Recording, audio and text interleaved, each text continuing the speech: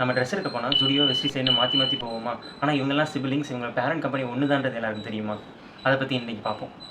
Plus அதோடைய ரெவன்யூவும் சேர்த்து பார்ப்போம். So first Trends, Avaasa, youngsters fashion factory and AJIO, இவங்கெல்லாம் ரிலையன்ஸ் இண்டஸ்ட்ரி லிமிடெட் அப்படின்ற லிமிட் கீழே தான் வராங்க.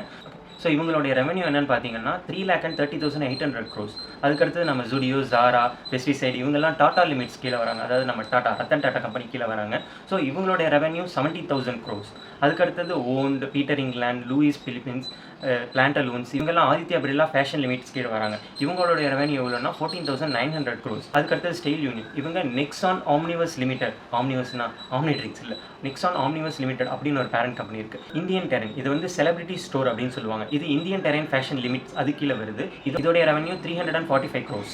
ஹென்னஸ் அண்ட் மோரிஸ், அதாவது ஹெச்என்எம் வந்து ஹென்னஸ் அண்ட் மோரிஸ் என்ற பிரைவேட் லிமிடெட் கீழே வருது. இவங்களுடைய ரெவன்யூ வந்து 3,595 crores. அடுத்தது ஜாக்கி ஜட்டி மட்டும் இல்லை, ஜாக்கியில் நிறைய ஸ்போர்ட்ஸ் வேர்ஸும் இருக்குது. ஸோ ஜாக்கி இவங்க வந்து பேஜ் இண்டஸ்ட்ரியல் லிமிட்ஸ் அது கீழே வராங்க. இவங்களுடைய ரெவன்யூ 4,601 crores. ஸ்னிச், இவங்க புதுசாக வளர்ந்துட்டு இருக்க பிராண்ட். ஸ்னிச் வந்து ஸ்னிச் நெட்வொர்க் பிரைவேட் லிமிடெட் கீழே வராங்க. இவங்க புதுசாக வந்தாலும் 900 crore ரெவன்யூ வச்சுருக்காங்க.